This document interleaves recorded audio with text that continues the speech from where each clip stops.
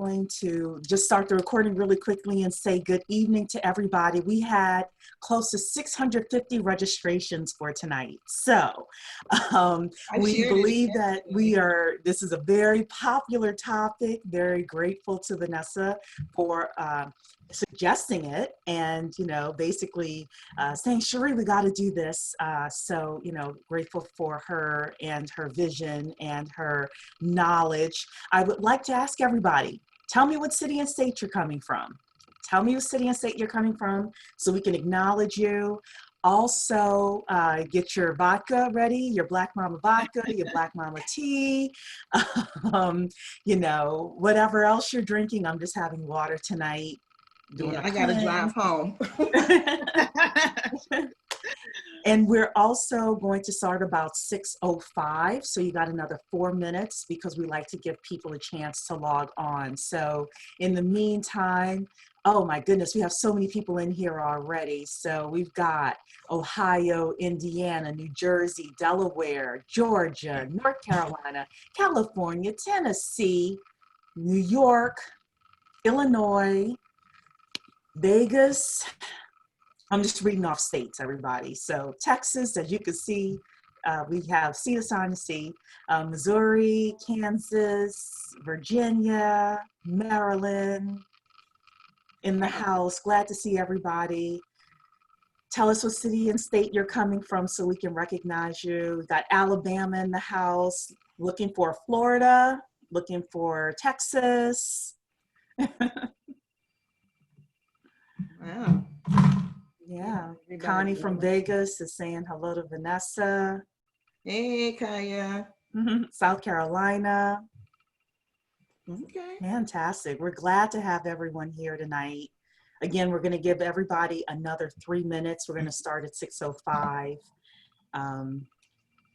I just want to give people a couple of more minutes to get in here and get your pen and paper ready as well. I have a feeling that we're going to be jotting a lot of notes down tonight as well. And this is being recorded and we're going to send out the replay for people. So if you don't get all of your notes, that's fine. We're going to send out the replay and that way you can hear it over and over again. So, and I'll get a copy of the replay as well. Absolutely. Absolutely. Yeah. So keep it in my archive. Yes. Okay. All right. So Crystal's saying good idea on the Black Momma vodka. Let me go grab one. She's going to go grab one of her small y'all get y'all tea. Get your vodka. Oh, Eric, are you able to come on? Let me know, Eric, if you want to come on.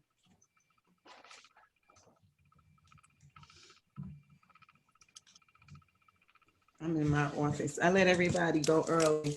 My daughter worked. And I tell you, when you have a company and you let your kids work, they think they at home. They just don't. They don't understand. Thank you.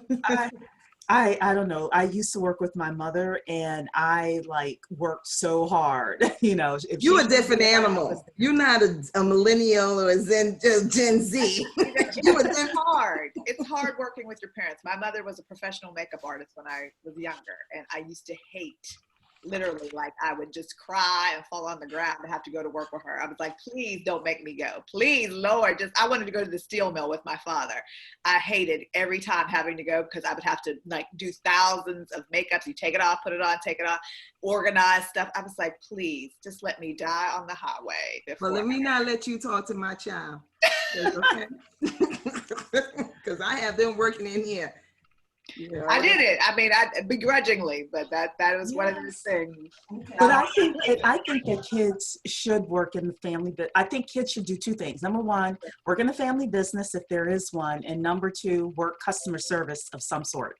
Hotel, restaurant, retail, everybody. I believe everybody should work retail. I said, or just customer support. Customer support in general. In any genre, yes, everybody should have that experience. Yes. Yeah, she had that experience. She worked in doggone. I had her and working at Starbucks, pulling in all the recipes and everything that I needed. She was there for them people. She would be on time. She would be there making their drinks, looking up you in the register. I tell her, come in, you got come in at 2:00. She's showing up at 3:00. Oh no, that's no bueno. I fired her, my own child. We're gonna do the silly, just beat her. That's all. That's what my husband said.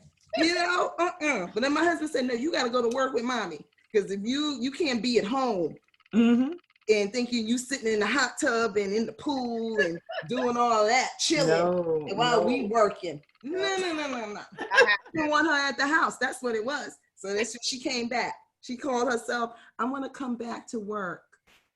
For what? And that's when my husband said, because I told her she can't be here with me. I'm really working. Oh, it's 2:30 a.m. Wow. Thank you. Oh, Hugh. Yes, I see. Oh, well, thank you so much for being up with us, Hugh. So, Cherie, can you see us? Vivian, yes, I saw your comment. Thank you, Miss Vivian. So we're going to get started now because it is officially 6 minutes after the hour. So first of all, I want to welcome everyone here tonight. Welcome to this wonderful webinar with our special guest, Vanessa Braxton. She is going to talk about why she doesn't invest retail with the stock market.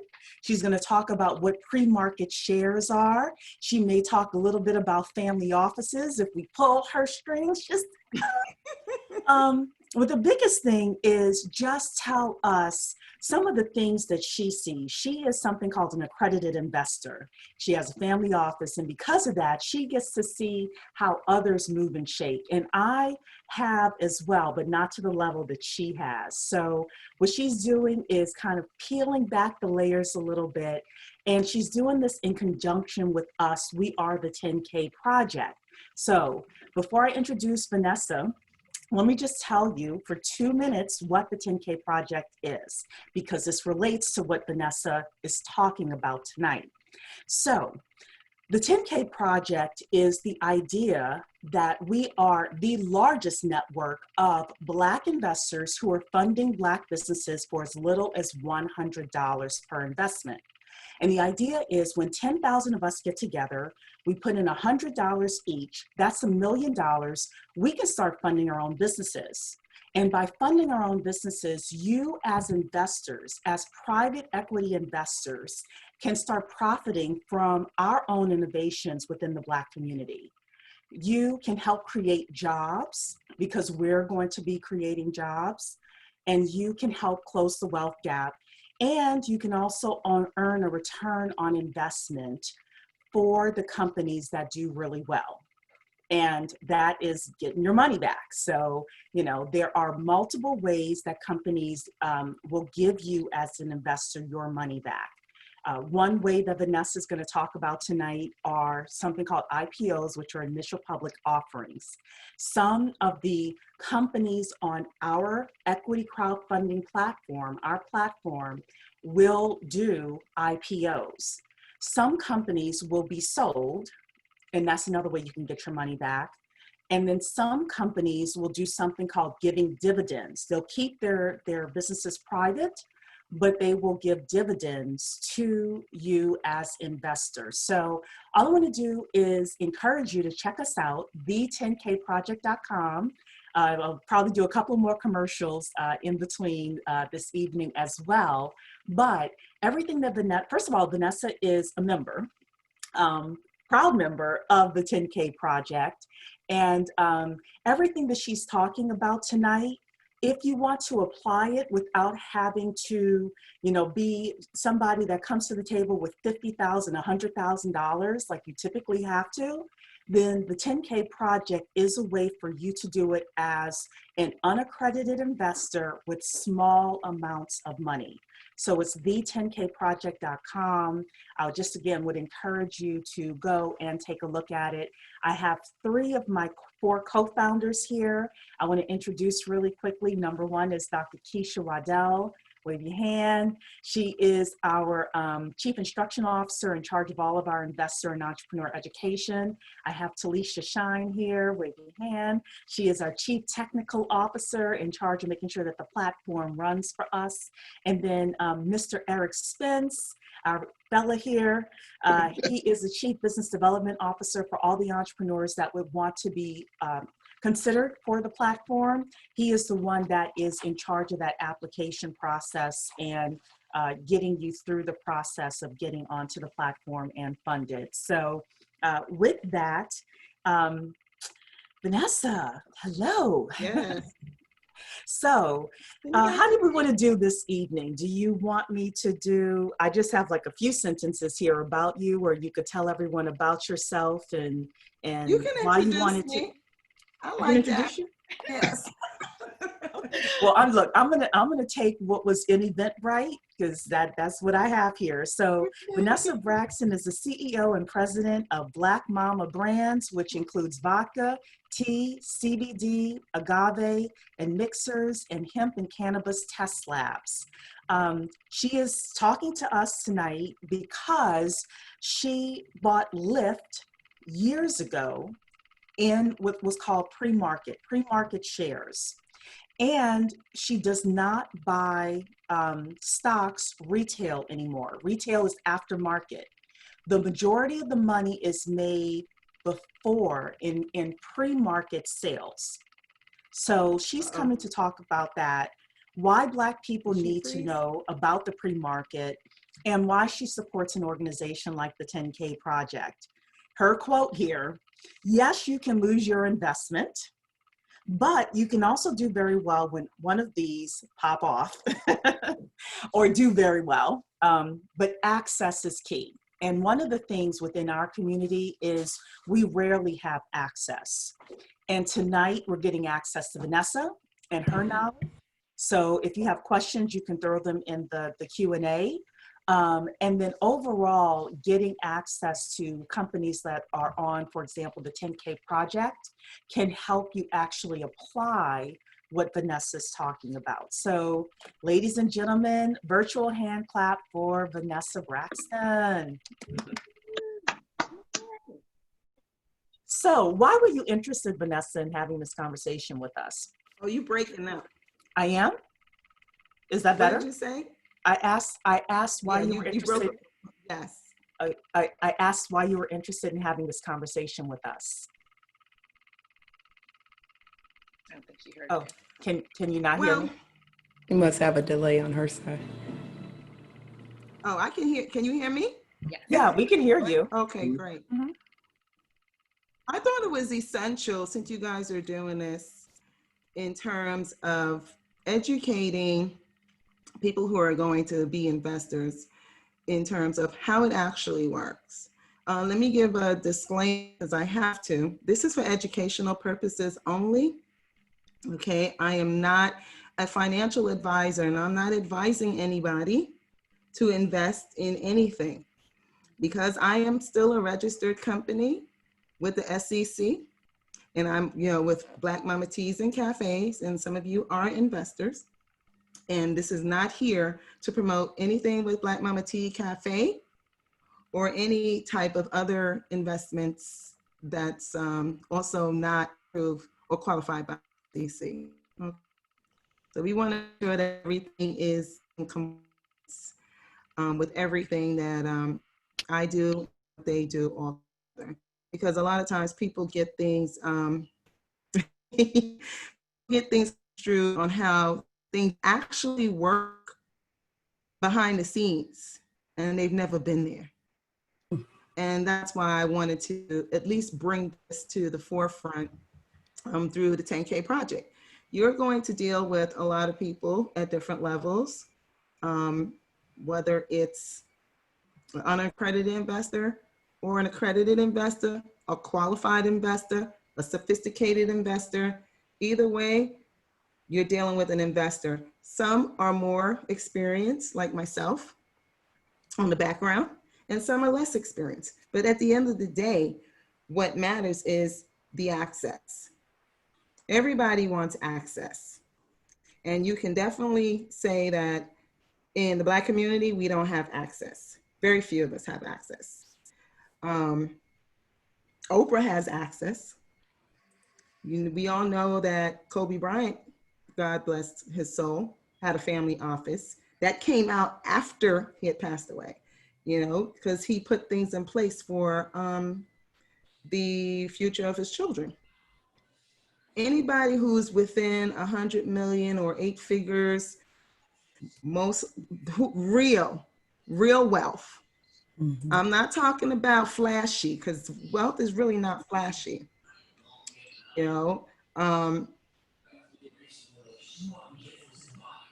that's the thing about it. A lot of people get this perception that being flashy is what really wealth is. No, it's a lot of times that millionaire that's next door to you. You know, that person that lives next door to you has a family office and they just drive a regular old car, but worth 100, 200 million. And a lot of us would want to be in that space. But how do we get that space? Now, I don't know how many have ever heard of family office until I talked about it, but now everybody's talking about generational wealth, but they really don't understand what it is to have the generational wealth in order to put the mechanisms in place. Mm-hmm. And in order to have that, you must have access to private equity, which is what you guys are going to be doing. Private equity, real estate deals, deal flows. Deal flows are very important. I'll explain what that is. Deal flows and small business and doing partnerships. I do partnerships with other family offices. I'm part of I'm part of a family office network group. You're only invited to this group. I'm not talking about Richard Wilson. I'm talking about Opal, the Williamson brothers, all of these, you know, they have a group called as Private Equity International Association. You have to have at least 30 million in assets to be a member. So, and you pay an annual fee of $25,000 a year. That's nothing, right? Not when you got 30 million. Right.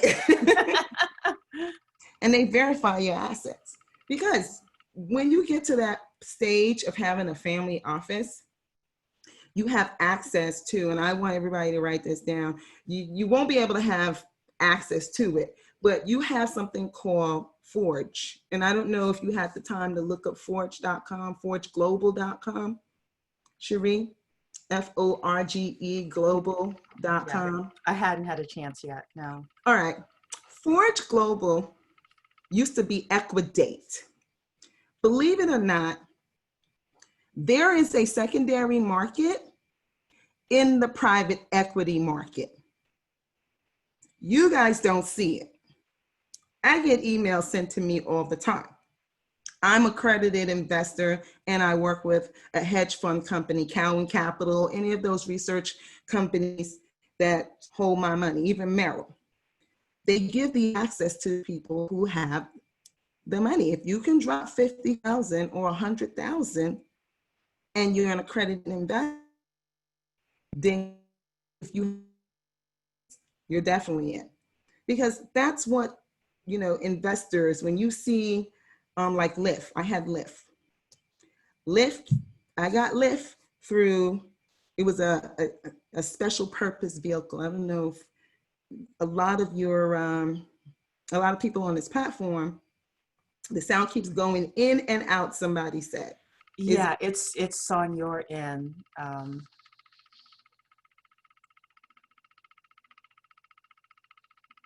Oh. Yeah, I think it's on your end, Vanessa. It is? You are going in and out. Yeah.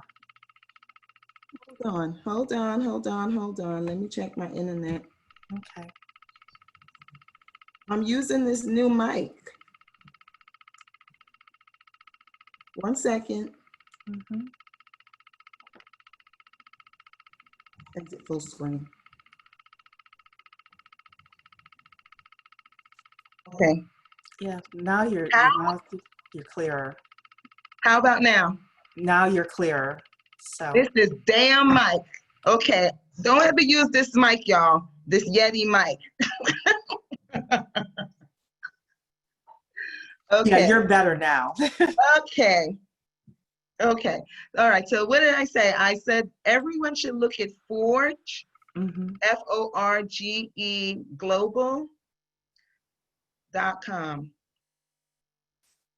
You'd have to register, but you can't buy or sell anything. I've been a member of that for years. In order to be a member, forageglobal.com. It used to be Equidate. You also have Nasdaq private markets. These are things that people just don't know that exist. There are people who are at TD, Ameritrade, Maryland. They don't even have access to this. The Nasdaq private equity markets. These are markets, whereas what you're about to do with the 10K project, but at a smaller scale, this is the secondary market to have access to Uber, Lyft. I think I got Coinbase. I did my thing through, I got Coinbase. I didn't even know they were going public till you guys. Yeah, we're jealous of that. I will say.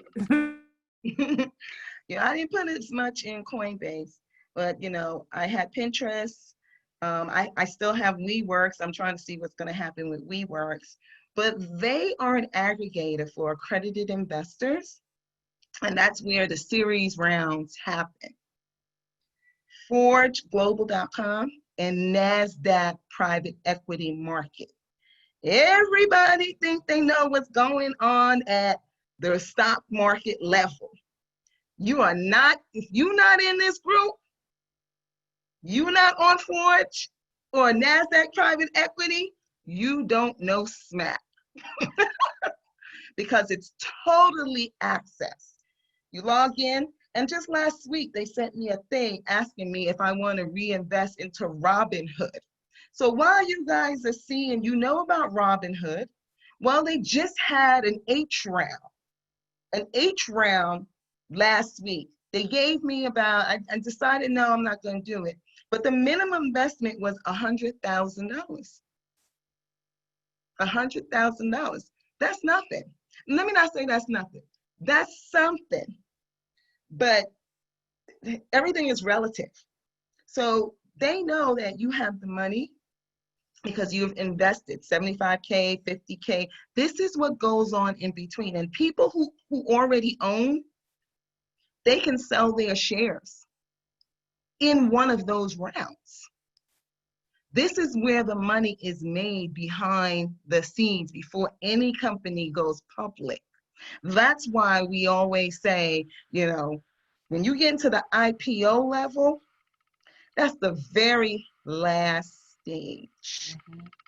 We're all sitting here waiting. Okay, let's see who's gonna, we're all waiting to see what the number's gonna be. Because like some of us I got Lyft at 550. I had 13,000 shares, like 13,600 shares. And I got it years ago, and that was a 75K drop, and how many years ago was that? Because I think it's important for people that are coming into 10K to know how long they will have to wait for something, to actually materialize. I got in on that probably 4.5 years, maybe 4.5 years ago. People, and let me tell you, when you drop in, my 75K is nothing compared to Gary Vaynerchuk, who dropped 2 million. A couple of other companies who came in and dropped in $500,000. It's a long term. It's a long-term investment. That's why the market right now is pretty much upset that you have all these companies that are taking longer to go public. When you take a long time to go public, the New York Stock Exchange or the Nasdaq, they don't make any money. But the secondary market's making money. So Uber took 9 years to go public because they can do that.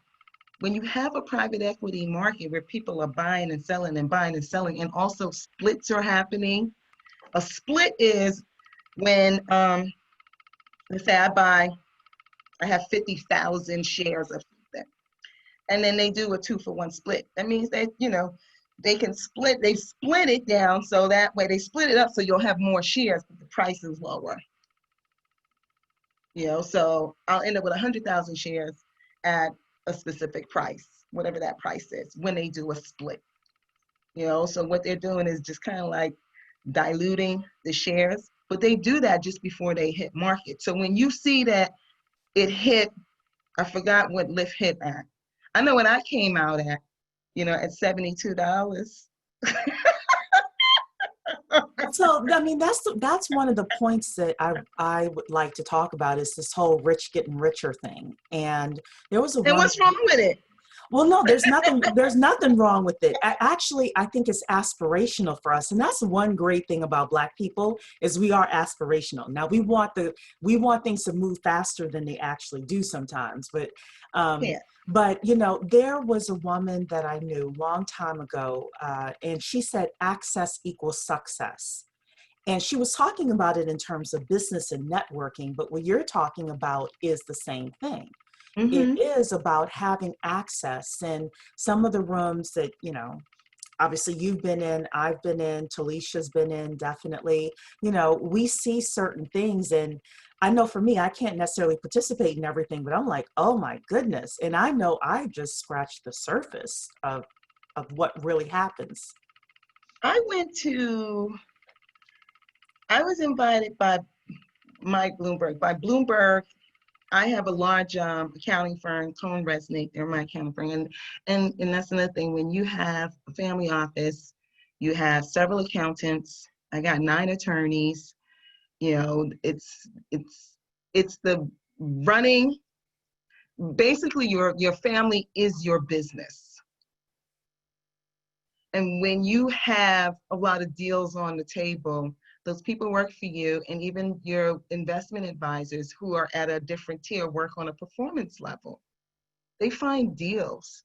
They find deal flows for me. I can't be here at my manufacturing facility and going out and looking for a deal or looking for, a piece of property.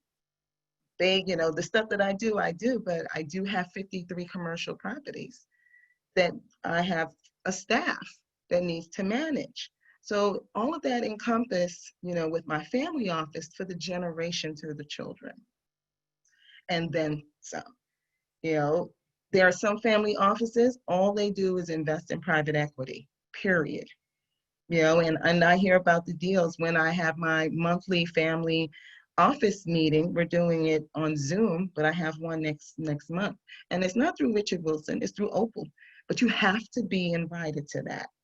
I went to a family office meeting, and let me tell you the caliber of wealth that you wouldn't even know that exists. And that's why I get upset about sometimes celebrities when what they portray what wealth is, and they're not at that they're not at that status. Just before, or maybe it was last year, when I went to Newport, Rhode Island for our family office meeting. And I'm always the only Black woman there. If there's another Black woman, it's because she worked for a company. But they know me when I walk in because I have a family office. They have closed doors meetings only for the people who have family offices. They talk about successions, how to handle the succession of your business and your wealth to your children's children's children. And they actually have like knowledge base. They also have deals. People come in and pitch deals. A lot of NFL players, NBA players. I met 2 NBA players. There's 2 NBA players that's in our pre-IPO group and 2 NFL players that just stay quiet that invested in Black Momma teas and cafes. But I've been actually invested with deals with them, and they met me at a family office meeting. They were there to pitch their programs, and it's great. But their thing is, sis, we didn't even know that this exists. They're athletes, and they're not even getting in front of people like this until they're ready to retire or have their money to be flowing in this direction. And my thing to them, I said, well, because your advisor is the wrong advisor and it's not one of us. If we're in these type of groups, then I can dish the information to you like I just did, right? You have Fox, Family Office Exchange. That's for multifamily offices. And Fox, you can be a member, but they always gonna check out, you know, and see. It's called Family Office Exchange. And some of you, I think I've shared that information with you before. Somebody had a question? Ask away. Yeah, so, well, there were a couple of questions. People were asking again if you could take a moment and explain what a family office is.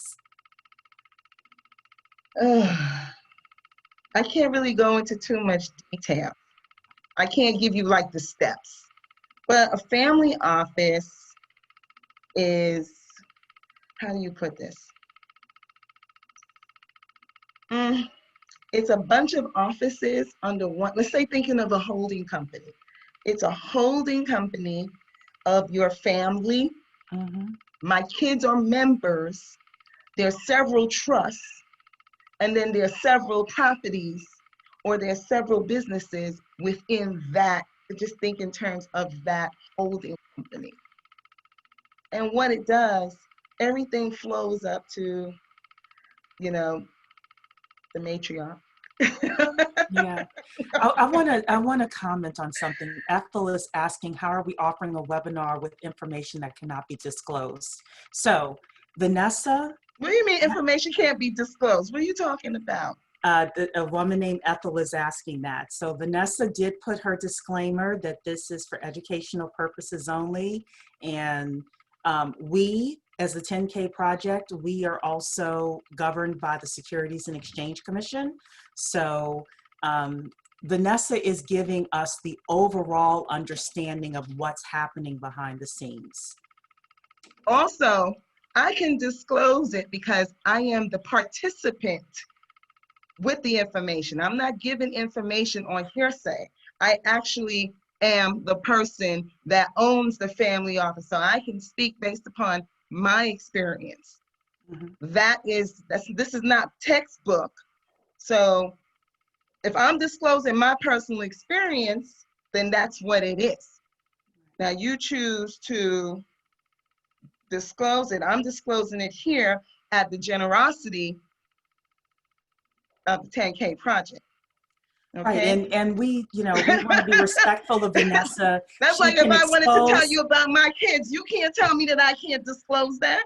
Yeah, well, and we have to be respectful about what Vanessa is willing to talk about and share, and what she is not willing to. So Lana is asking a great question. Is this meeting for the rich who want to invest? I'm not wealthy, but I want to learn more about how to become wealthy and share with others. So that, yes. So number one, no, this meeting is for everybody.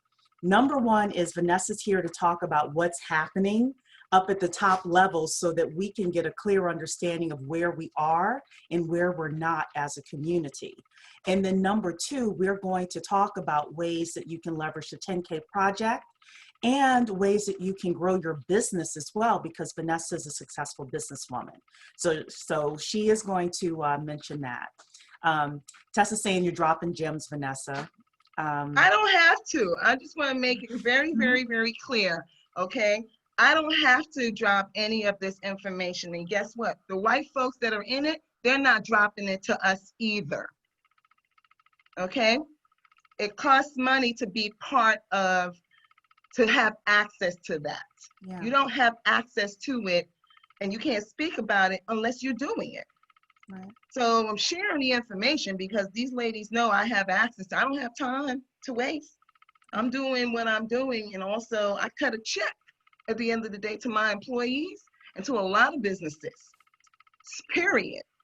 So what I'm sharing based upon firsthand knowledge that I don't think anybody in this group has.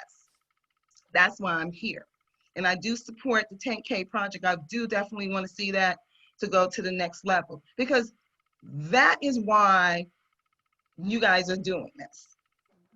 You're doing this. Another disclaimer, I do sit as an accelerator on WeFunder just as well. And I see the deals that happen. The deals that happen is happening for white-owned companies. And if we don't have access to that, how are we able to teach and bring businesses along? Is Oprah sharing this shit with you? Because she sure didn't share it with me. No. Or Bob Johnson, and I see him, Bob Johnson, at all the damn meetings. So let's get real here. Let's get real. They are investing in their companies and people inside of their communities. How much money are they putting into our communities? I like this question. This is a great one from, I think it's R.C. Floyd. So this is the same thing as angel investors, or is this on a bigger scale? So I think this is on a bigger scale. Angel investors are your all of us, all of you. It's accredited and unaccredited, and mostly your net worth is at a different level. You know what I mean? It's not you can be accredited or not accredited. You're putting in 2,500. You might be putting in 5,000. That's what a lot of angel investors would do. A lot of angel investors cannot participate in a Reg D. They cannot participate in a Reg D or a Reg D, a 506B or a 506C. What it is, it's accredited investors. You can have a total of only maybe a certain amount of accredited investors and a certain amount of unaccredited investors, which is probably 30. It was 35, the last that I 35, heard. 35, right. Up to 35 unaccredited investors. Right. But that's where your angels come in. Family office, we're doing investment with other families sometimes. Rockefeller has a family office. He started in 1882. He started the first one. To this day, they still have their family office right at Rockefeller Center. We have to, as a community, understand the methods of investing. And a lot of us are on the outside, don't know what happens behind the scenes because they don't work in it. And it's not just Black folks, white folks too. It's not until somebody brings you in. So we had Kamoy ask, how did you grow your wealth? Very slowly.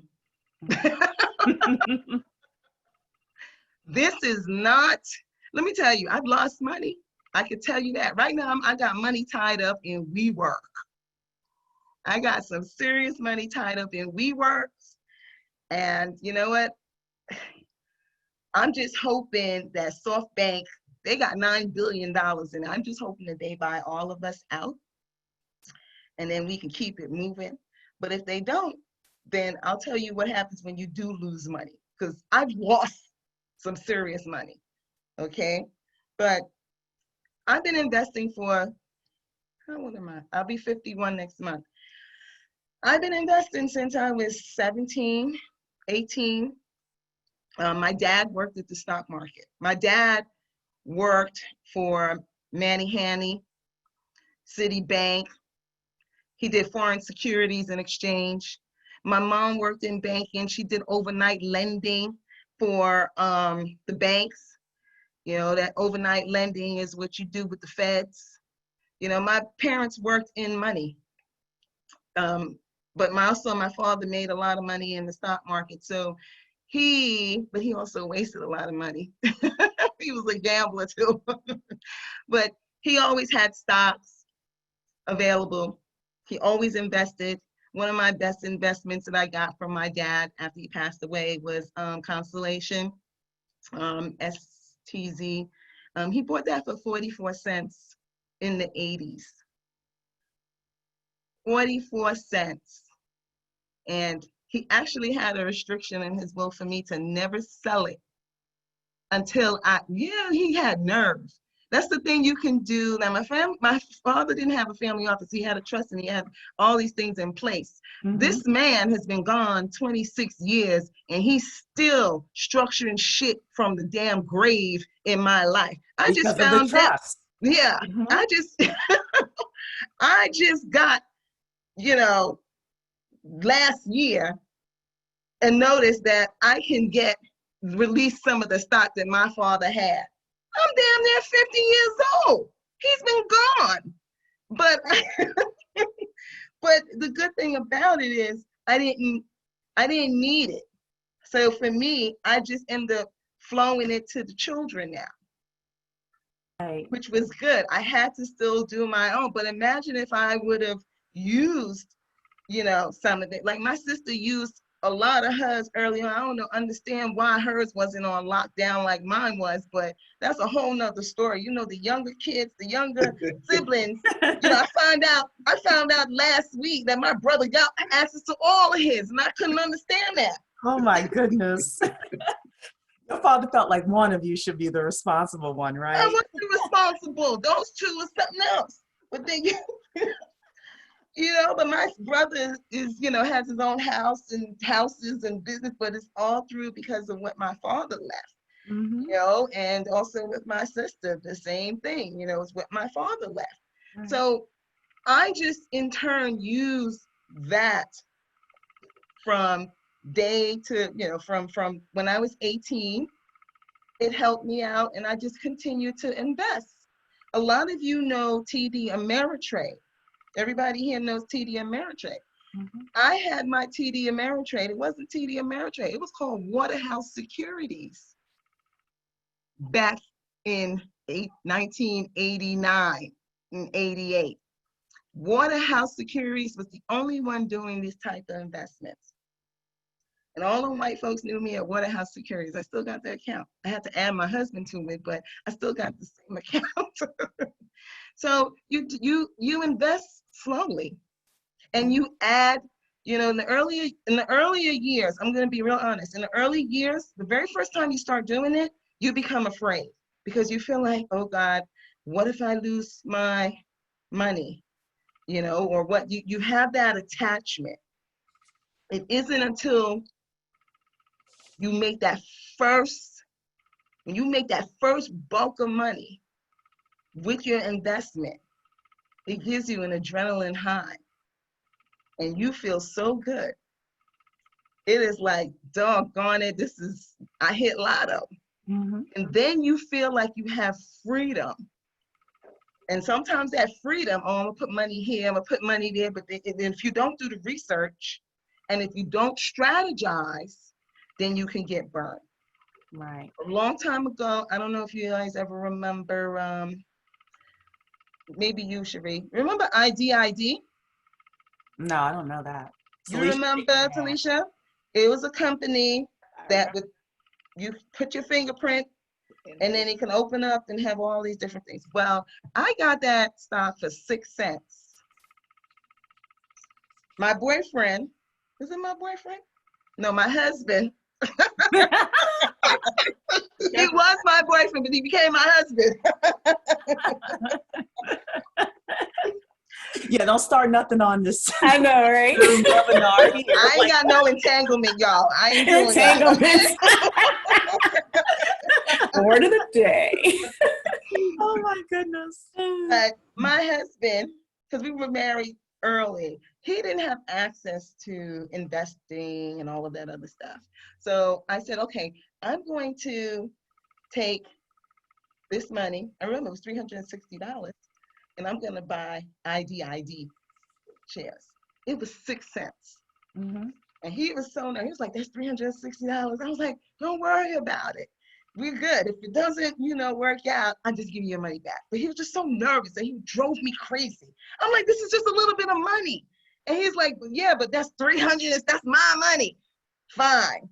And this sounds familiar. The people who put in a little bit of money will drive you crazy, and I can understand that feeling.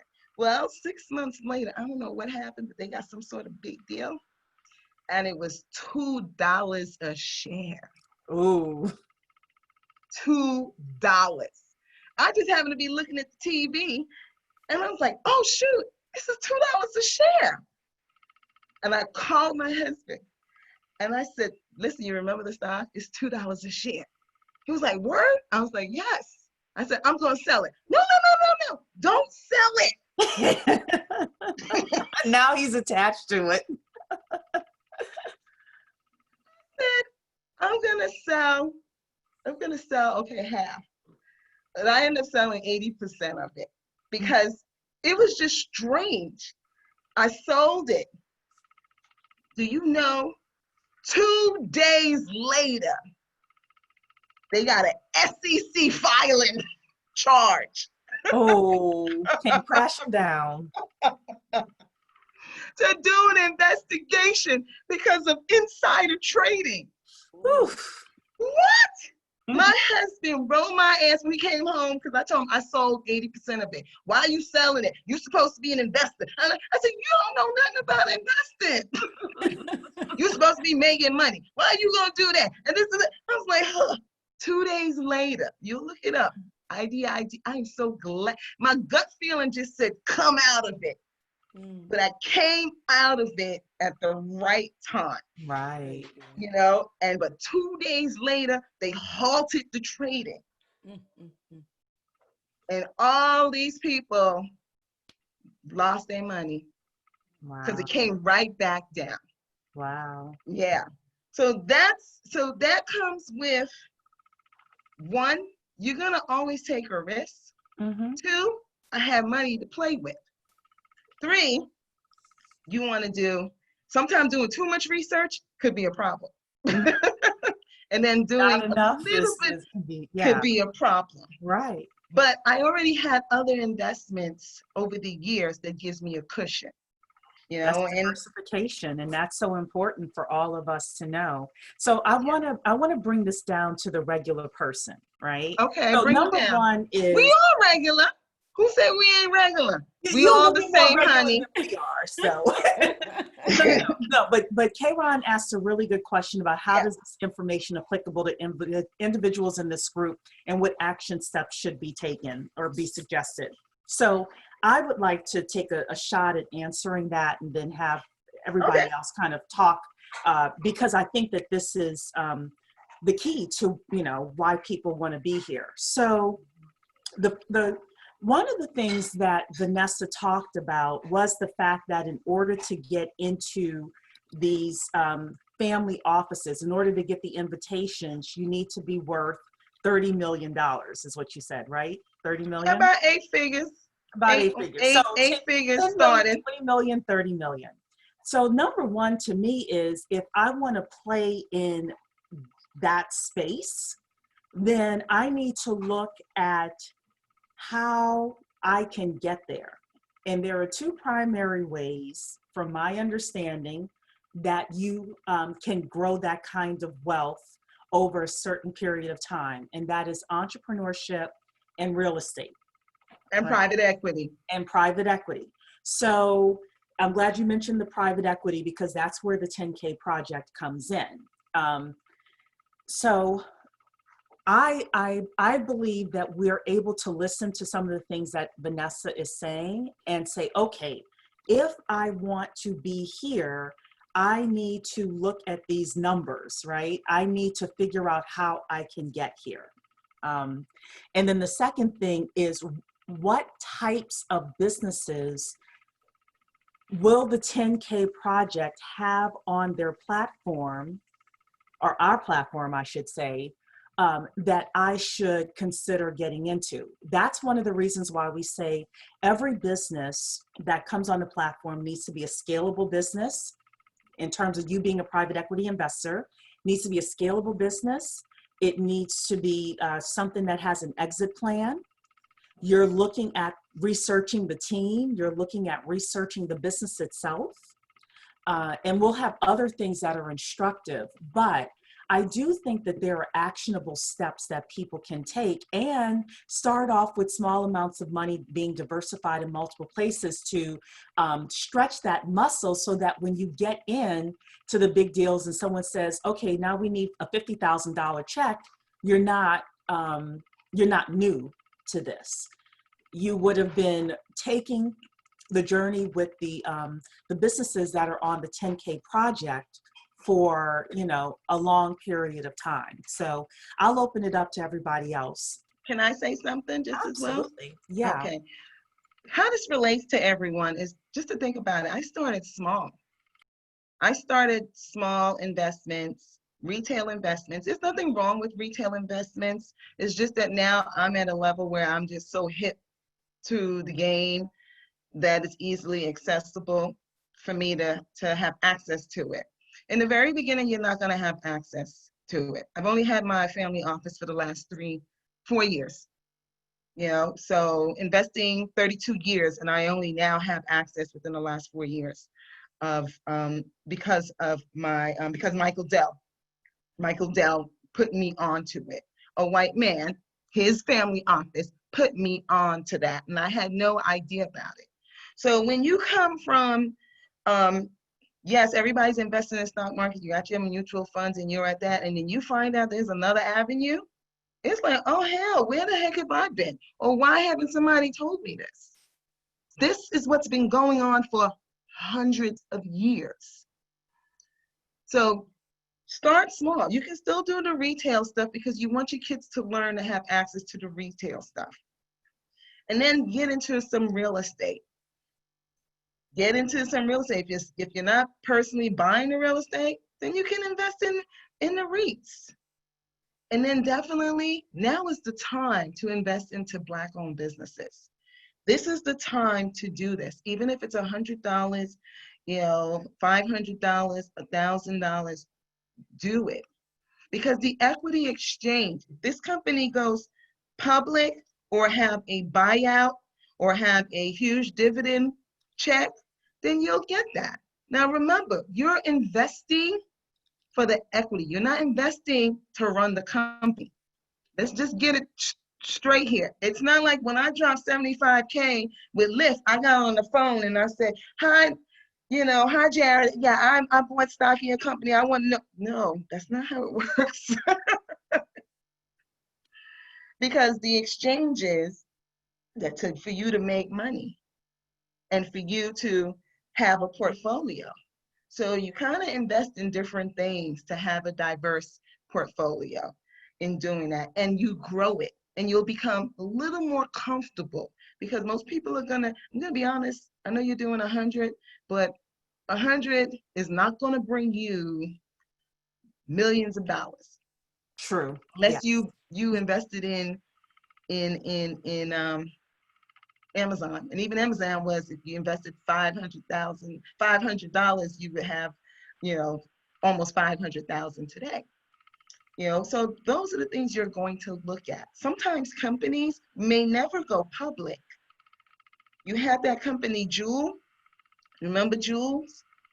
I don't know, it's the vape company, Juul? Mm-hmm. Right, so they never went public, but they cut a $2 million check to all their investors because they had so much profit. That was a dividend. It does happen. Yes. So dividends. Mm-hmm. Yeah, you have dividend, but the dividends people ought to understand too. You have to understand the market. If people are coming in to get common stocks, then you're going to be waiting a long time to be getting a dividend until the company makes profit. Because when it's a common stock, they're planning to either go public or there's a buyout. Mm-hmm. When you go into the preferred shares, that's a long term, then you're looking at dividend rates because you're going to be in there for a long time. Remember, you're investing this money so people can build the foundation of the business. They need that to build it and to take it into a direction. One of my biggest mistakes, I think everybody knows, I know my daughter reminds me every now and then, is I passed on Facebook. I passed on Facebook actually May 5th. I remember the time. May 5th, 2013. Because of the simple fact that I thought that they were, I think it was May 5th, 2000, I forgot what day, 2005, something like that, or May 13th. But the paperwork is still there. I did not fill out the paperwork because of the simple fact that I put my own obstacles in the way. And they just wanted $68,000. That $68,000 would have been raking in millions on its own right now. Yeah. Because I didn't understand, and their business model now wasn't the business model then. That's a good point. Talk about that further. Yeah. Just because a company will put a prospectus, a PPM, prospectus, Private placement private memorandum. placement memorandum, or a prospectus, you can grill them all the hell you want. You have to believe in that company and believe that that company has something that's going to take it to the levels of where it's going to be on the exchange and make money later on. Same thing with Amazon. Amazon's investors, you had Amazon, he didn't make any profit for the first 10 years. I sold my Amazon stock even back then. Same thing with Apple. Shoot, I remember selling my Apple stock for $15 in 1996. Yeah, because they weren't doing anything. I was going to the shareholders meeting, and I even had the Macintosh computer. So you can, I took DJ to the shareholders meeting. So you can always do your due diligence, but there's a time and place where this company is going to change direction for the better. The key is these companies have a vision in plan, but it's not what you see.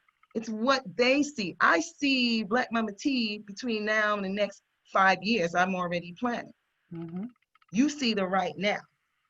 So you have to be careful. You have to believe that the company, that's first, is going to do the right thing, and that they're going to use your investment to build wealth for you, and also put people to work and bring a viable company and become a large company later on. That's what this American thing is about. Yeah. And we as a Black community need to get involved. Okay? Because I said no to Facebook and I missed out. I missed out. What am I gonna do? Right. Kick myself. And there's lots of deals. I missed out on Zoom. I freaking invested, instead of freaking investing in Zoom, I invested into goddamn Pinterest. And they both came out with an IPO the same day, and I was so mad. But what am I gonna do? I only had money for Pinterest. Pinterest or Zoom. Pinterest or Zoom. I knew Pinterest, but I really didn't know Zoom. Yeah. And look. Yeah. And well, nobody had COVID in their business plan, is one of the things I say. Right, but you don't have to. But companies can pivot into the right direction. But when you have those resources, you can always, make the right decision for your investors or for all of us. Because guess what? The issuer, whatever companies come on your platform, and just like Start Engine and all those other companies, they own the majority shares too.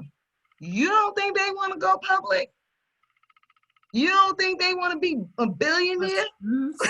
Yes, absolutely. Because they got shareholder number one. They're the first shareholder because they put up whatever money first, and they put up the risk.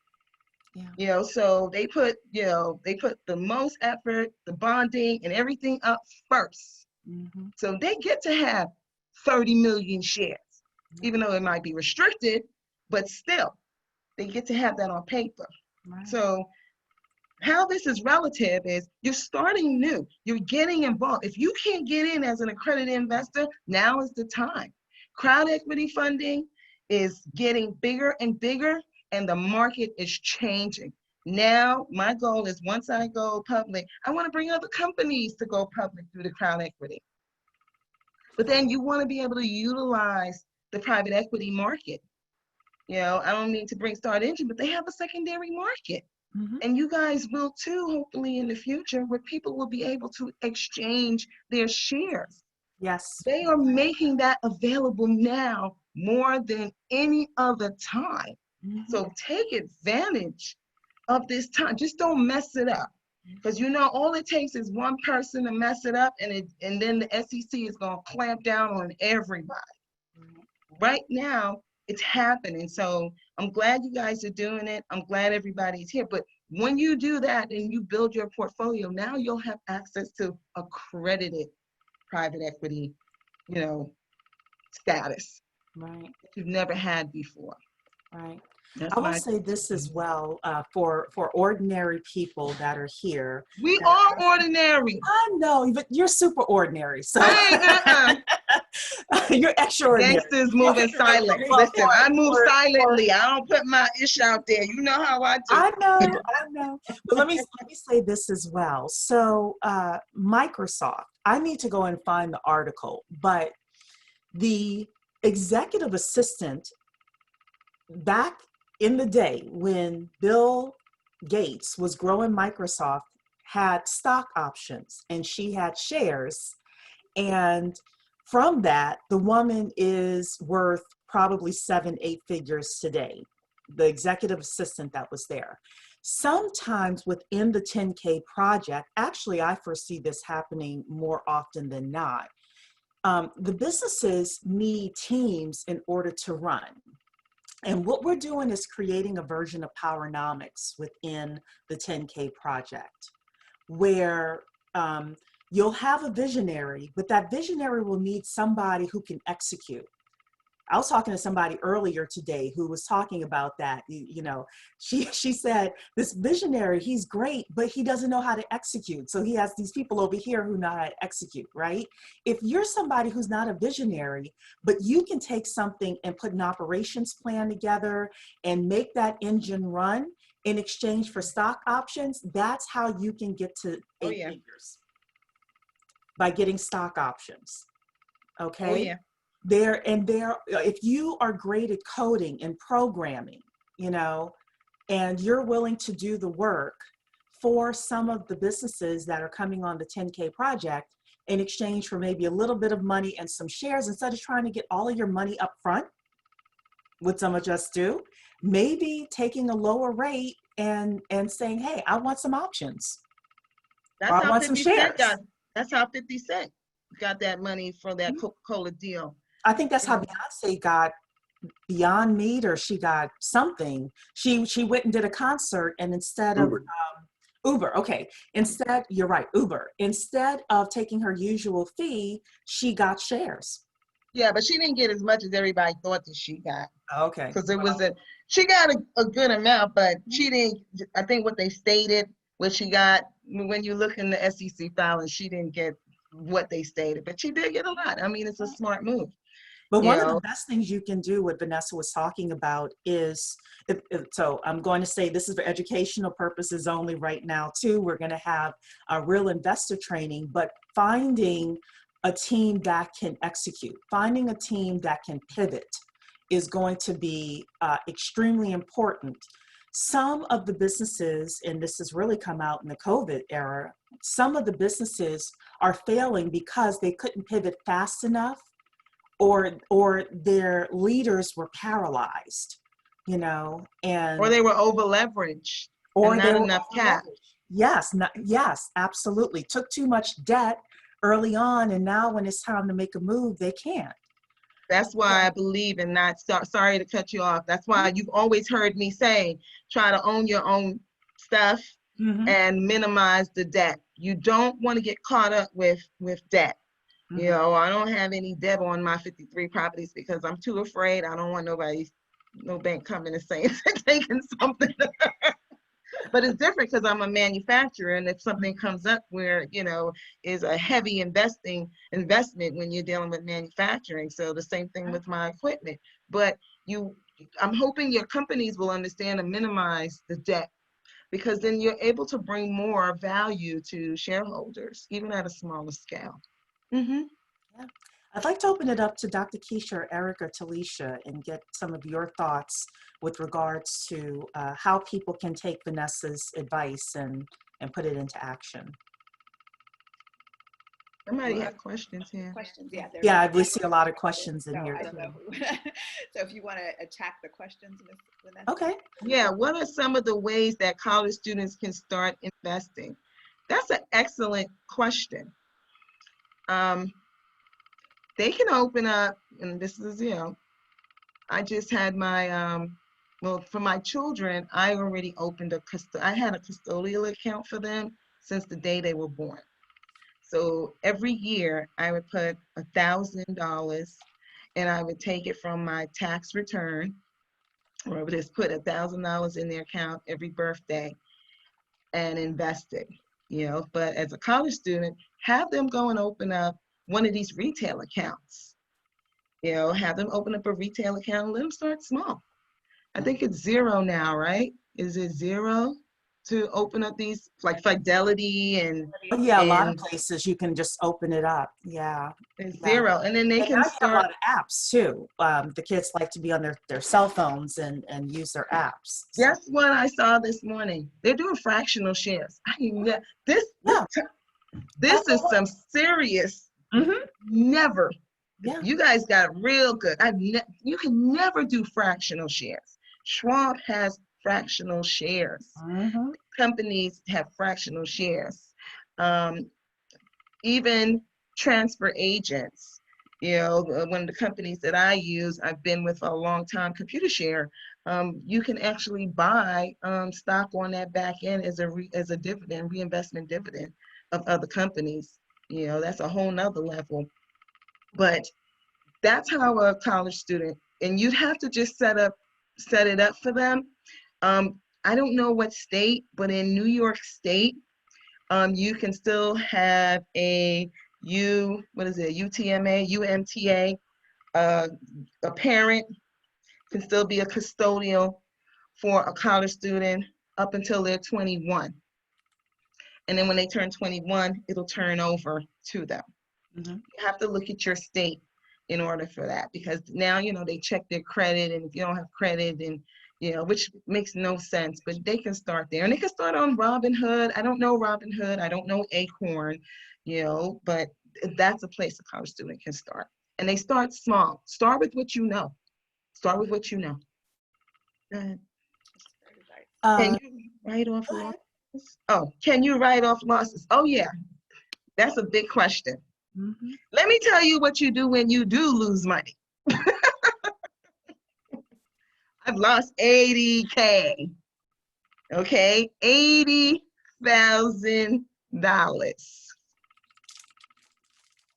Actually, I had to sue the company, Bear Stearns. But you get to write it off. And I was just having this conversation.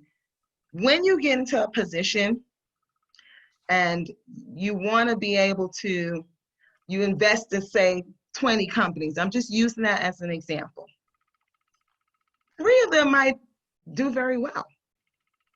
3 of them might do extremely well, be a unicorn. Then what happens with the other 17 companies? I've invested where a company has failed. It happens. They didn't, they didn't do anything, and 10 G's is gone. So I write that off on my taxes. Your taxes, you have a profit and loss sheet.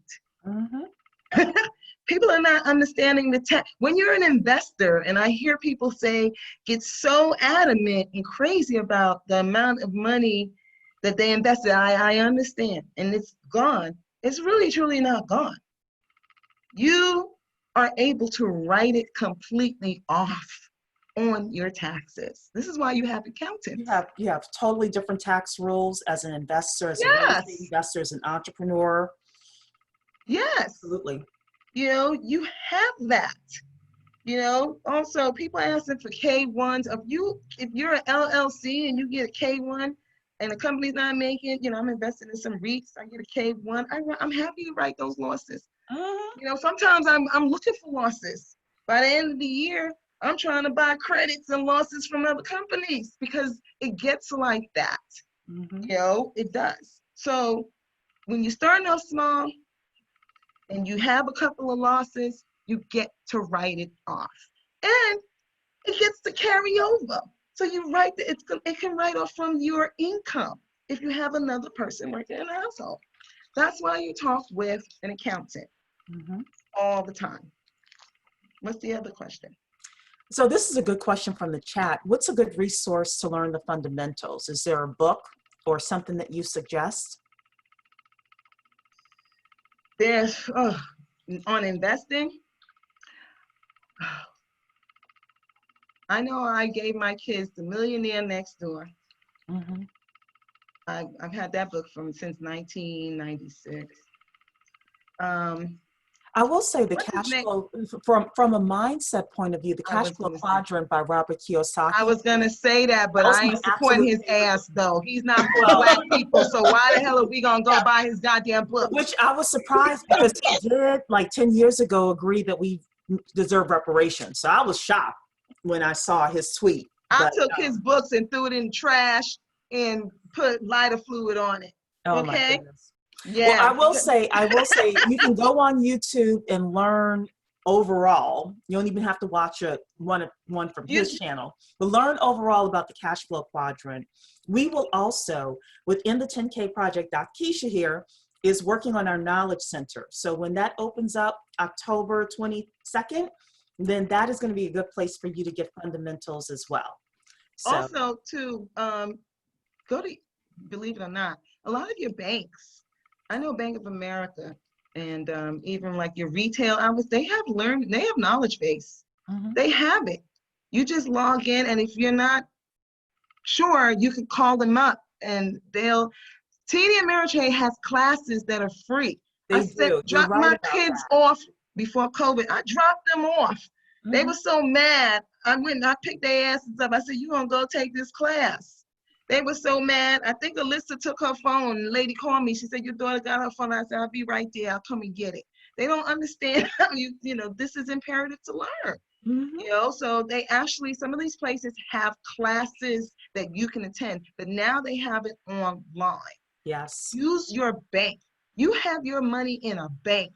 They have an investment portfolio, whether it's Citibank, JP Morgan, they have free classes. Mm-hmm. And y'all can get that from there. Yeah. It's free. Your money is in that bank. Use that. Believe me. Yeah. What's the next question? So someone's asking here, how can one invest in Black Momma? Well, our round closed. You got to wait. Okay.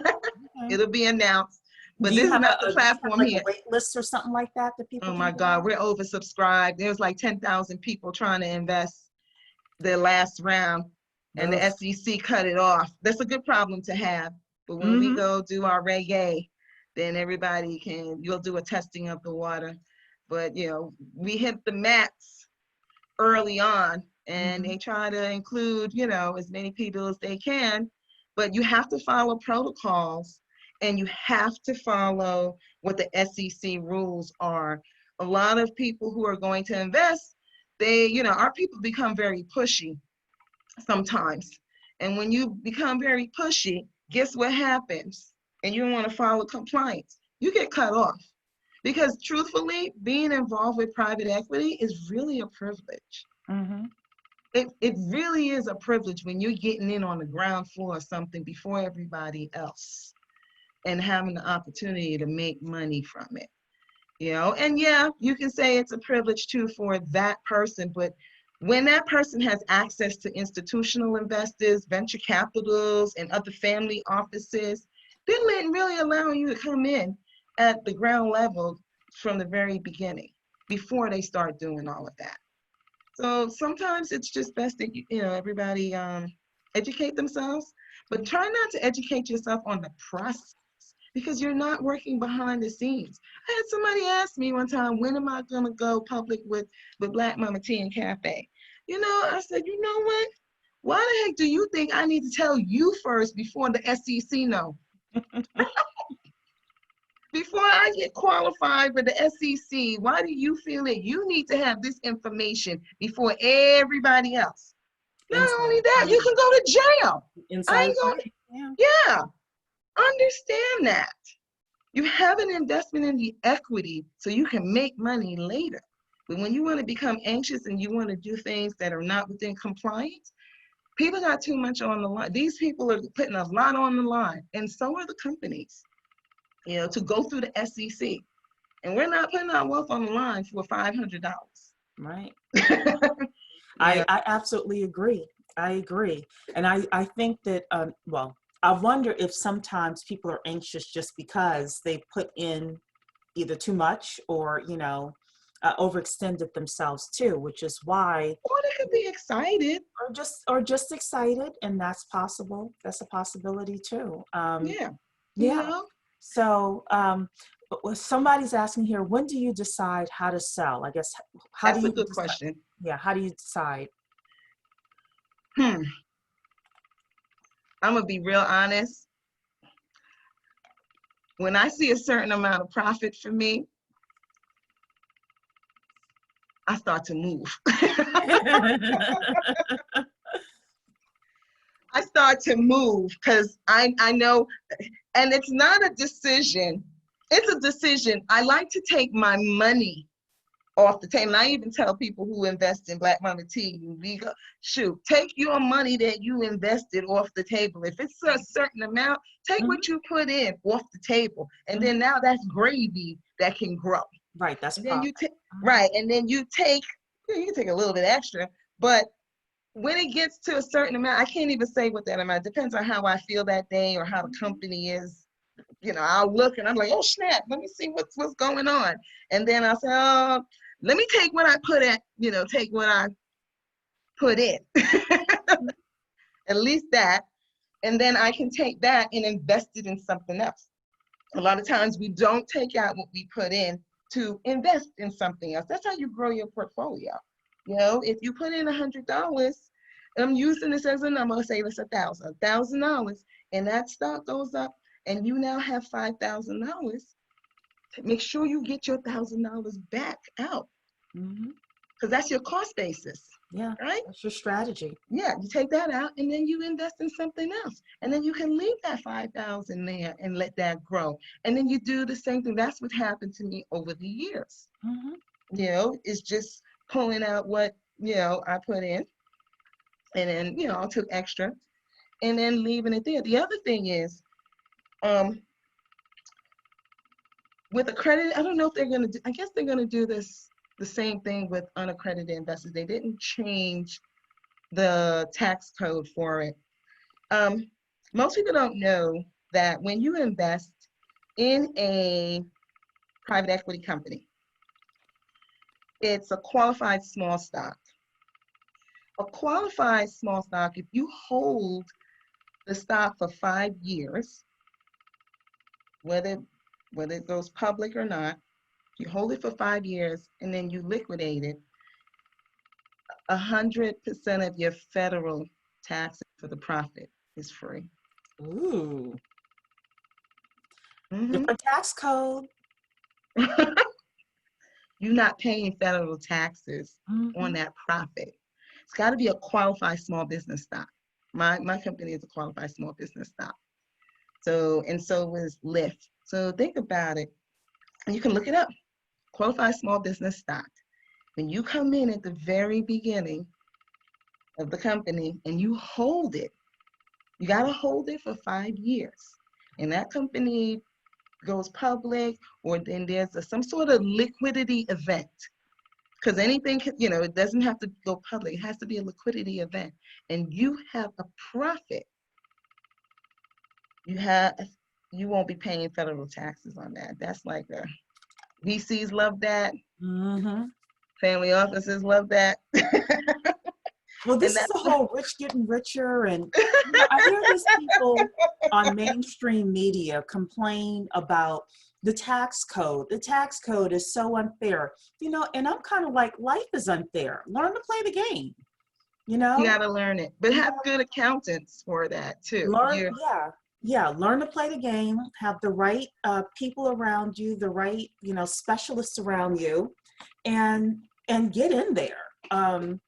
I know that historically we've been discriminated against and things like that, but right now there's never been a better time to, let's say, level the playing field, because whether we're Black or white, the tax code applies to all of us. It's basically how we work with it.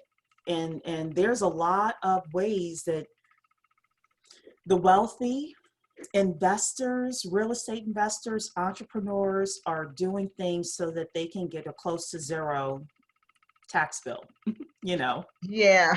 I keep saying this to my husband, I have a funny feeling within the next 10 years, there's going to be a lot of wealthy Black folks, a ton of wealthy Black folks, even the ones sitting in here. And then we're going to use all that damn tax code. And next thing you know, they want to change it. Get it now. That's all we can say is get in now. Next thing you know, they're going to want to change it. Mm-hmm. Oh, it's just too. No. Once you start seeing Black folks making all this money and because we learn the game now and we start flipping it like they do, they're going to want to make changes. Seriously. So you want to use, let me tell you something. If there's something that's really good to read that tax code. Read all 800 pages if you possibly can. Mm-hmm. They have every single thing available for a business owner and an investor. It is so investor and business owner savvy. Mm-hmm. Some of the things I've seen in there, I can't believe it actually exists. Yeah. And there's nothing that we can do about it. But Black folks need to pick that up and contact the right accounting. And when you start getting into investing, you'll notice that so many different things open up, especially on the private equity side, especially. I saw another question. I liked one of the questions here. It was about, is it true that we should buy what we like? For example, this person likes Cash App. Would it be smart to buy some shares after research? So I've heard people say you should buy what you like, you should buy what you use, that you see as popular. Cash App is owned by Square. I think Cash App is owned, somebody check that. Cash App is owned by Square. Square is on the, somebody said, yes, it is. Somebody said, yeah, they own it. Warren Buffett 101. No, Warren Buffett has been making some interesting plays lately, and I think he's been on the wrong side of quite a few things. So he's heralded as like the best investor out there, but I don't know. Listen, he needs to I've seen investors want to take losses. Mm-hmm. Sometimes we want to take losses, to have that write-off at the end of the year. Sometimes, they do that. You can't even really, doubt with what he's made so much money for the last 40, 50 years. Yes. His moves.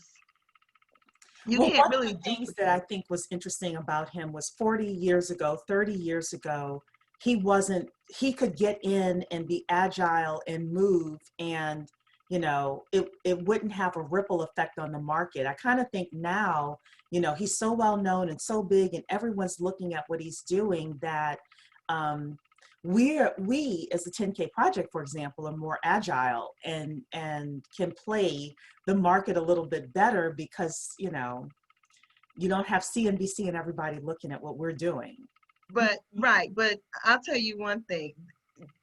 They look at what they see what he does because he has to put in a disclosure at the SEC. Mm-hmm. Same thing I'll have to do if I'm going to take out 1 million shares in my company. I got to contact the SEC and get approval, and then it becomes public. but it's not on CNBC running every hour. It might be.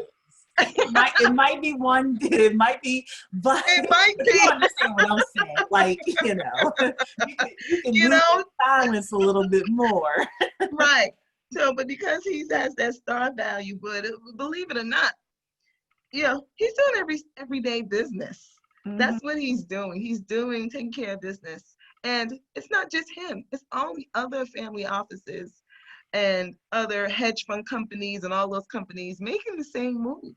Mm-hmm. They're doing the same thing. So, that's the thing you do. You move so you can strategize. All right, let me cut my losses at 10, 15%, or let me take what I'm going to get.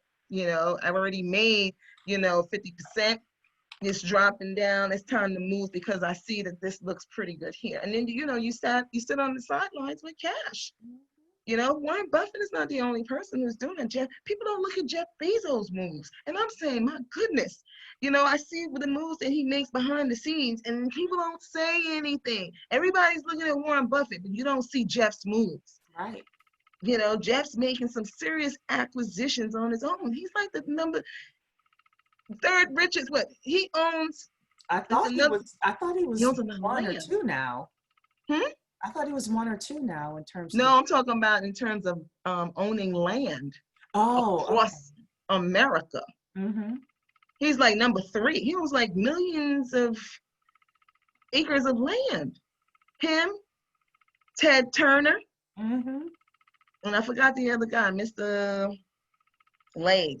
They're like the top 3 people that owns the majority, like 85% of the land in America. Yeah. You need to watch that. I don't know if Ted Turner's still alive, but I know he owns. I don't think so. His family office still got it. I think that Ted Turner is gone now. So someone was asking about the 10K project and when we're going to speak more about it. We were like letting Vanessa go because, you know, I mean, she's giving us. Why, y'all don't like this? All right, ain't no problem. Y'all have a weekly 10K project thing. No. No. So I just want to reintroduce the 10K project because somebody had asked about it. So yes. The 10K project is how we're going to take what Vanessa's saying and put it into action. So the way that the 10K project works is we're the largest network of Black investors who are funding Black businesses. And the minimum investment in those Black businesses is $100. These are private businesses. This is private equity. There are 3 groups of people that are getting together in the 10K project. The first group of people are investors. Any of you and all of you, I'm asking if you want to come, take a look at it, become a member. You can do that tonight, the10kproject.com to become an investor. The second group of people are our entrepreneurs. These are people that are coming to raise anywhere from $10,000 on the platform to $1,070,000. Okay, you come to the platform, you apply. If you're accepted, you are able to do a pitch in front of the entire community. Tell us who you are, what your business is, how much you're raising, what are you going to do with the money, et cetera, et cetera. And the investors get to decide if they want to fund your company individually, right? And then the third group of people is that business support after funding. So a lot of times we in our community, we raise money and then we don't have the teams and the structural support that we need in order to grow. So we're building a network of accountants, attorneys, social media marketers, writers, project managers, operations managers that you can call on in order to take the community's money and our investors' money and grow it 10x, 20x, 50x, 100x. So that is the 10K project. The10kproject.com. You could come to learn more and become involved. We have several additional webinars that we're doing. We are talking with Dr. George Frazier.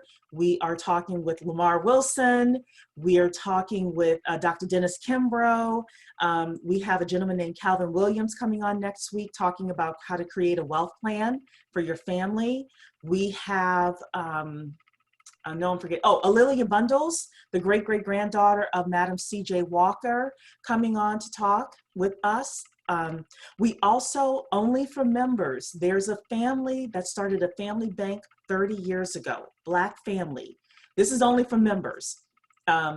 They are coming on, the president and the treasurer of that family are coming on to talk about how they started their family bank with just $25 per month per family member and how they've grown it today to the point where banks are calling their family office to beg them to borrow money. They have a family office. Yeah. They have a family office. How they started, how they grew it, you know, what they do with their money, what they invest in, all of those things. You have to be a member. Charnel is asking, are there any additional costs than the $100? So there's a $100 membership fee. That's a one-time lifetime payment. So you'll never ever be charged for membership again.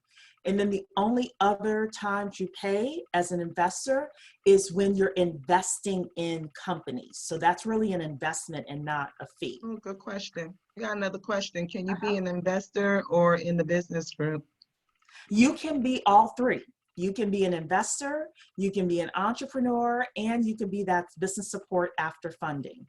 But you got to be a part of the ecosystem, and that's that $100 membership. I'm really glad that you guys are doing this. I commend all of you. I really do. I just feel like I exposed you guys through Black Momma TV cafes with doing that. I wanted somebody to do this, not me, because I'm sure but we felt that way too. We came behind her and I pushed her. was like, does somebody want to do this? it's really a lot of work, and people is. don't understand what the work is behind the scenes. And I got to truly say, with what you're doing is going to really help our community. Cool. And it's going to help the businesses in our community. I had this conversation with my husband. I'm a manufacturer. I have manufacturing equipment. But a lot of times I want to spend money. Like I just wrote a check for $130,000 to a white-owned company because I can't find a Black-owned company that do what they're doing. They're manufacturing bottles for me. And we really need to have our folks scale up. There's so much, our folks have been left behind with so much that we're still working with the hanging fruit. I'm so damn tired of some damn shea butter. I want us to get into making shit. Make these damn bottles for my agave so I can buy them from you. Yes. Actually get the equipment, pull it in from China. Get the equipment from China, but make it here in the United States. Right. Get the equipment from China. Don't buy the bottle from China. Get the, get the pellets and put it in the hood and start making it and start selling it to all of us. Yes. We need to really have that. We don't have that. And that's a big problem. You see what happened during the COVID. So we can invest in our businesses, food, beverage, bottle, industrial, anything. Logistics. Yeah. So we are actively looking at supply chain. Actually, we've hired an economist. He is a professor in Tennessee. He is starting his PhD program at Howard University in the fall. And he is doing an extensive study for us to talk about the leakages in the supply chain and how we can develop businesses that can plug in those leaks and the effect that it can have on the Black community. I'm tired of hearing everybody saying the dollar only stays in Black community for 8 hours. Well, what if we can change that? But we got to change that by owning as much, if not all, of the supply chain as possible. We're looking at manufacturing and logistics. We're looking at agriculture and distribution. We want urban fisheries and urban produce and people owning farmland and then distributing the food nationwide. We're looking at, we're looking at service businesses and real estate. I'm going to share something with you. I'm sorry? I'm going to share something with you and everybody on this. The 179 people in here. That's how many's in there? That's how many is in here. Now, y'all stayed late. Y'all are getting the good stuff now because now we're talking about things that we talk about members. We are very, very serious at being strategic about the types of businesses that we put on the platform. We want to see job growth. We want to see entrepreneurial growth, and we want to see investor growth. Some of the businesses that come on the platform will be cash cows, is what I call them. These are businesses that spit off money every single week. Other businesses will be long-term plays. Technology is another big industry we're looking at in terms of robotics, artificial intelligence, cybersecurity, et cetera. with cyber, there are hundreds of thousands of job openings, and our people could get those jobs and get $60,000, $70,000, $80,000 base salaries. We got to be strategic about the businesses that come on, and not, with all due respect, not have it be just another food product or weave, and yes, I do have my hair, or, all of that. We want to be. Hold up. We don't have any manufacturers over here. But manufacturing is different. Manufacturing is different. So go ahead. You, Vanessa, you had something. Okay. I had just gotten the test results back. I know I'm not pregnant, but got a Maury show. I know that is just came out right. Somebody about that. Oh boy. I ain't gotta worry about that. But we all know I make the hand sanitizer, right? And so when you guys think, or when your businesses think about going into other areas, we have to think about what the white community want. We can manufacture and make inside of our community, but you want to make for everybody. And I realize that we look at Black owned, but we're not making for everybody. And you want to make everybody money. Like I got these K-cups, right? So I came out with the coffee, right, last week. But everybody can fill coffee, but everybody don't have a K-cup machine, right? Yeah. So from what I know so far, I'm the only Black owned K-cup, but I had the machine already, but I got this, and I'm making a hair product.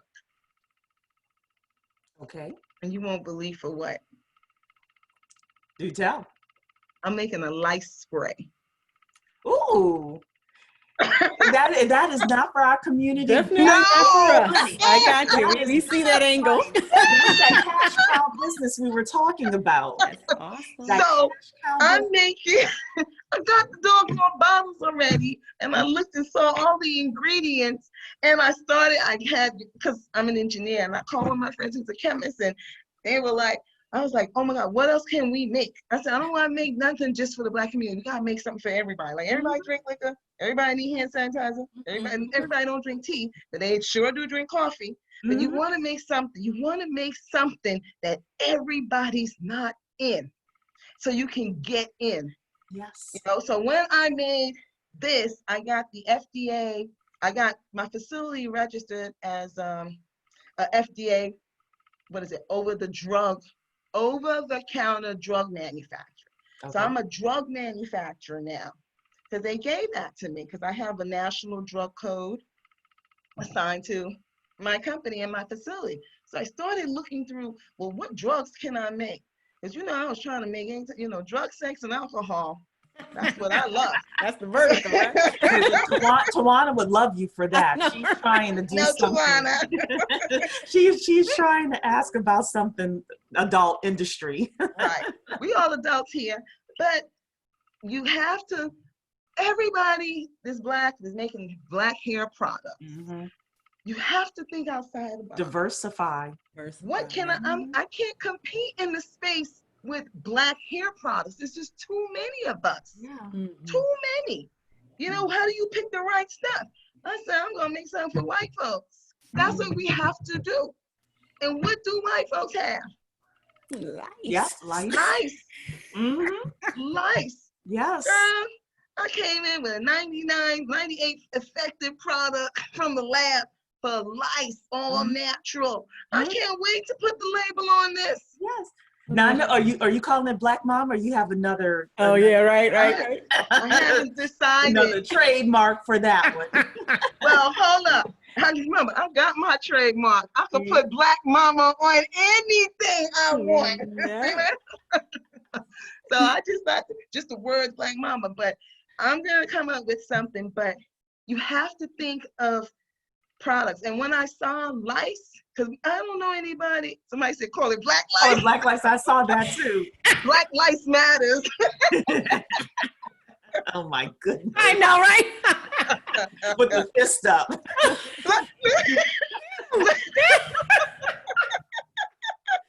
Oh my God. Black That at least could be a Lives Matter. commercial or a gift. Somebody said, please don't. That's a good one. No, Oh, we ain't God. gonna call it that, but this is innovative, really, really good, innovative. I like that, Black Lives. Well, you know, not only that, but there are also companies out there that manufacture for other brands as well. So if you That's have what a I do. manufacturing White facility, label. you know, it's, let's say, I'm going to say cereal, for example. There are Yep. companies out there that use the same ingredients, the Yep. same recipe, and slap on different brand names and sell to 5, 6, 7 different, what do you call it, brands. Yeah. Yes, the same cereal. And you, as the manufacturer, is making money from all 5 places. Yep. So when we start talking about the 10K project being strategic, you have to think about, from our point of view, what are the applications that we're getting and what are the applications we're not getting? And thinking about industries or supply chain areas where we aren't in at all, where you could be the person to come in or the team to come in and plug in that leakage. And then you would have someone like a Vanessa and others that are in our ecosystem that says, once you're up and running, you're funded, you're up and running, I'm gonna be okay with giving you some contracts and having us start working together. Yeah. So we, as the 10K project, the reason we hired the economist is so that we can have some true numbers we can hit. And now all of a sudden, we've got a group of us, 20, 30, 50, 100,000 of us, 200,000 of us that are doing big things in terms of being investors, you know? No, but I just wanted to share that so that way you can see how when you grow your company, and my manufacturing company is very different from Black Momma Tea's cafes. Let's just keep that. People think I've had this manufacturing company for 8 years now. So, and Black Momma Tea Cafe is a retail and it'll be the distribution arm. But when you can pump out products and then think in terms of other things, it's heartwarming. Yeah. Because now I can, filter into, other communities, even the pet industry. I'm That's making, huge. I took the That's what I same thought that's doggone formula Mm. and I said, can I make this a flea and tick spray? Alyssa said, yeah, call it Flick. I love So it. we're having to test. Look, we have to look outside. We People can't spend a whole lot of money on their pets. Oh, no whole question. lot of money. No question about that. Yes. So, I well, know I'm one of those, we want to kind of bring our evening to an end here. Yeah, what time? That everybody has been 7:43. blessed by some of the things that Vanessa has said. And also, like I said before, thinking about what she said in the beginning and thinking, strategizing, kind of businesses, what kind of real estate can I get in? And what kind of a 20-year game plan can I have, especially if you're younger, in order to get where Vanessa is today? I think that is the key. And also for your children.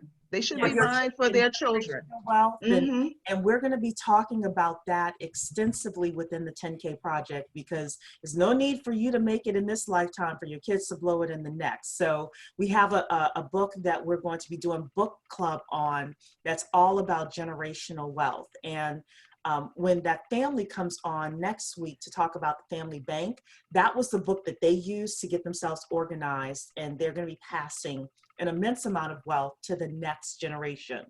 And they look like regular people. You would pass them in, Target and not even know who they are. And those are my favorite kind of millionaires. Oh, that's right.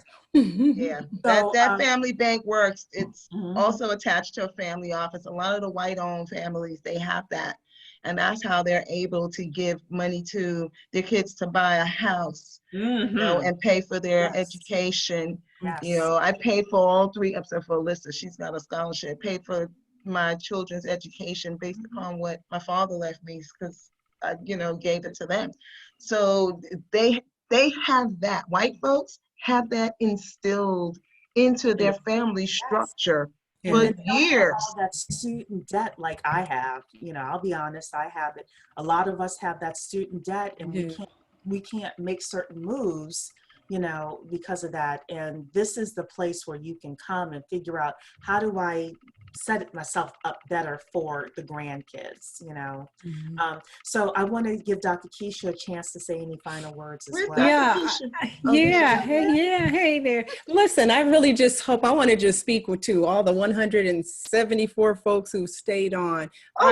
Really hope that you are embracing the fact that you are an everyday VC, and that this is the place for you to come for tremendous information like this. We've kicked so much knowledge right here, and hopefully it's just changing your mind. That's the first big start right there, is changing the mind and really recognizing that it's not about us throwing up money, kind of thing. We're talking about really leaving generational wealth. We're talking about having our children participate in early investing and entrepreneurship, and for the ultimate end of really developing our communities, so that we don't find ourselves 10 years later from now or whenever again, and we're still talking the same stuff.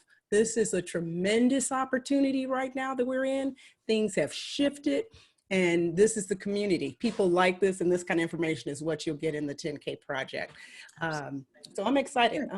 And thank you so much, Vanessa, Queen Vanessa. Thank you. Don't call me queen, child. I'm trying to move silently. I'm trying to make $1 billion out of 15 cents. Well, I know you already got that. You can figure it all out. We're going to be right with you. I know. Alicia, did you have any final comments, my dear? I would say I would thank you as always, Miss Vanessa, because it is very nice. Thank you, Talisha. I think that's what happens, is we forget that there's conversations before any action is taken, so that we can move appropriately. Yeah. Help us do that much more succinctly. I mean, I always say, I do believe it is the ordinary steps, and just to have access to you is truly the benefit of where we are right now. So again, thank you very, very much for just coming, for always being very transparent and honest, and giving us all the information that we need at any time, because you're always available, and I appreciate that very greatly. When I make that $1 billion, y'all can't just call me no more. You know that, right?